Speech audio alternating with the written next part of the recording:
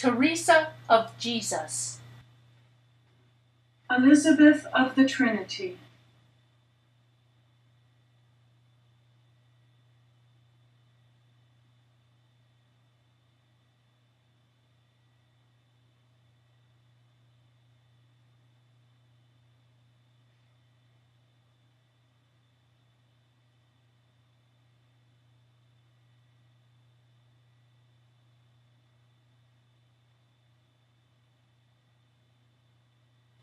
I was strikingly shrewd when it came to mischief. From all these occasions and dangers God delivered me in such a way that it seems clear he strove against my will to keep me from being completely lost.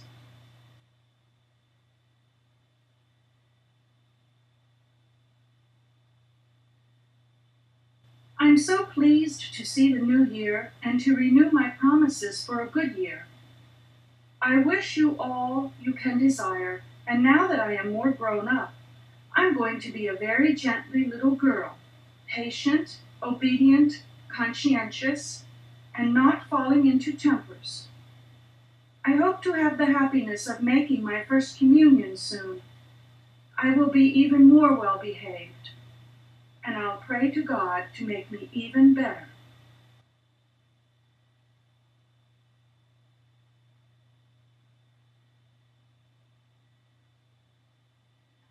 I'm thinking how happy I'll be when Carmel opens its doors to me. The time seems to pass slowly, and I want to be in God's service straight away.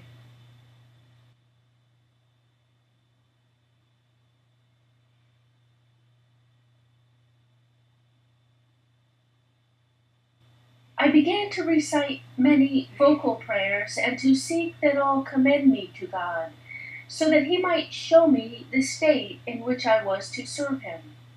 But I had no desire to be a nun, and I asked God not to give me this vocation, although I also feared marriage. In this business of choosing a state, it seems to me that I was moved more by servile fear than by love.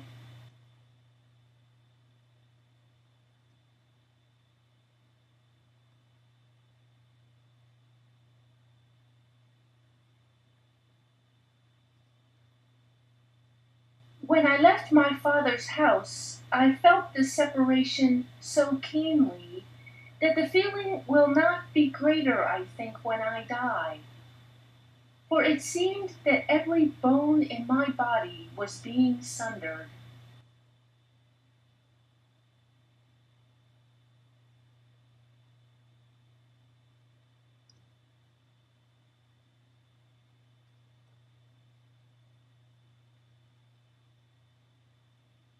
God is here. How present he is. How he envelops me.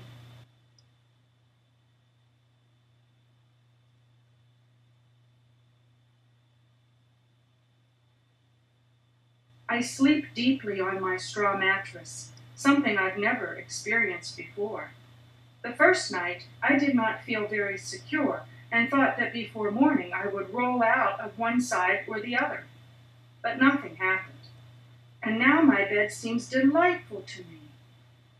If you only knew how quickly time passes in Carmel, and yet it seems to me that I have always lived in this dear house. I can't find words to express my happiness. Here there is no longer anything but him. He is all. He suffices, and we live by him alone. I find him everywhere, while doing the wash, as well as while praying. Just picture to yourself Elizabeth in her little cell, which is so dear to her. It is our sanctuary, just for him and for me.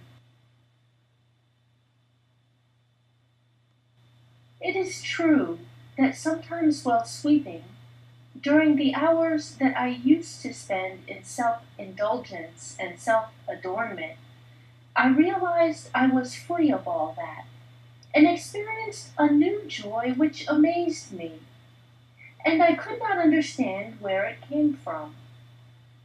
God changed the dryness my soul experienced into the greatest tenderness.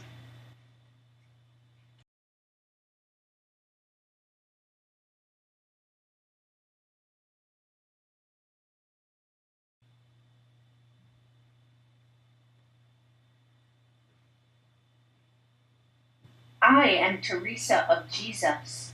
And who are you?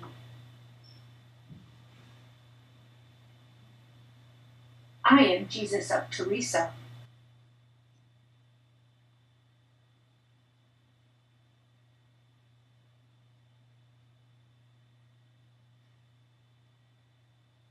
I am Elizabeth of the Trinity. That is, Elizabeth disappearing, losing herself, letting herself be utterly possessed by the three. I will be the unceasing praise of his glory. Laudum gloriae eius.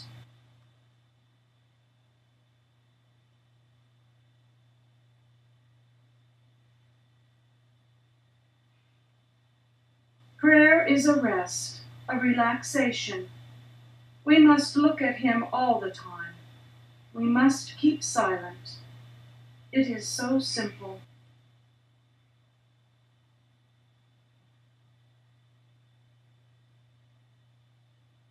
I tried as hard as I could to keep Jesus Christ, our God and our Lord, present within me, and that was my way of prayer.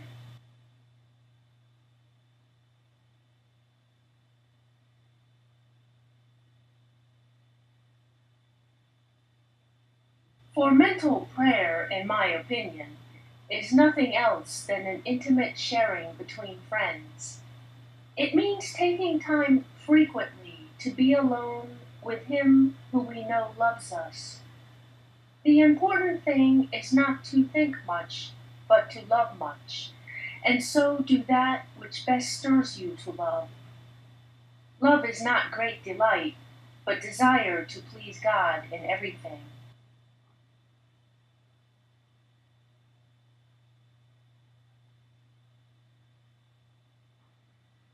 Let us live with God as with a friend. Let us make our faith a living thing, so as to remain in communion with him through everything. Through everything, let us always remain in communion with this incarnate Word, this Jesus who dwells within us and desires to tell us all his mystery.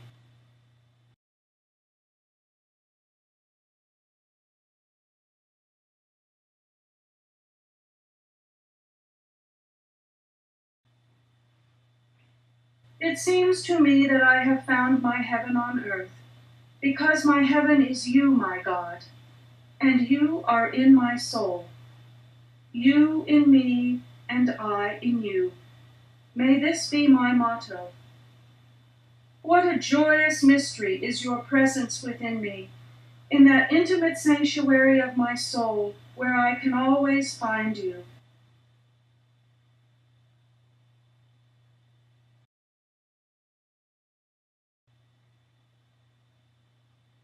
You already know that God is everywhere. Consider what St. Augustine says, that he sought him in many places, but found him ultimately within himself. Do you think it matters little for a soul with a wandering mind to understand this truth and see that there is no need to go to heaven in order to speak with one's eternal Father or find delight in him? Nor is there any need to shout. However softly we speak, God is near enough to hear us.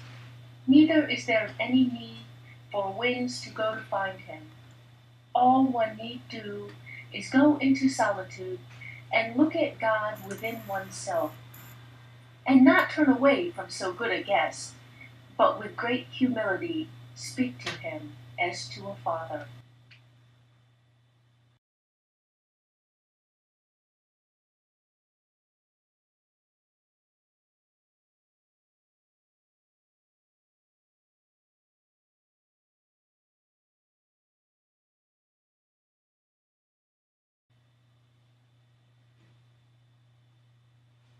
I wonder what our Reverend Mother would think of this long epistle.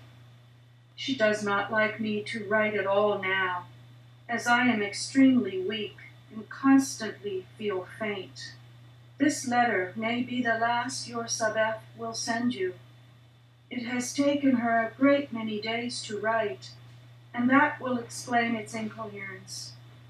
Yet, I cannot bring myself to leave you this evening.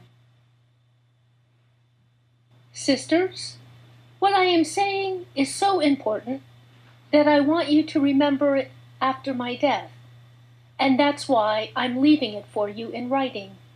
For while I live, I will remind you of it.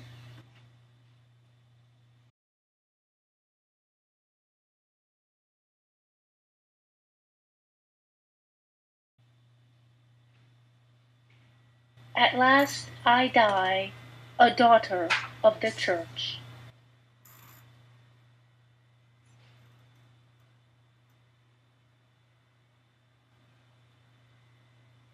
I think that in heaven, my mission will be to draw souls by helping them go out of themselves, to cling to God by a wholly simple and loving movement, and to keep them in this great silence within that will allow God to communicate himself to them and transform them into himself.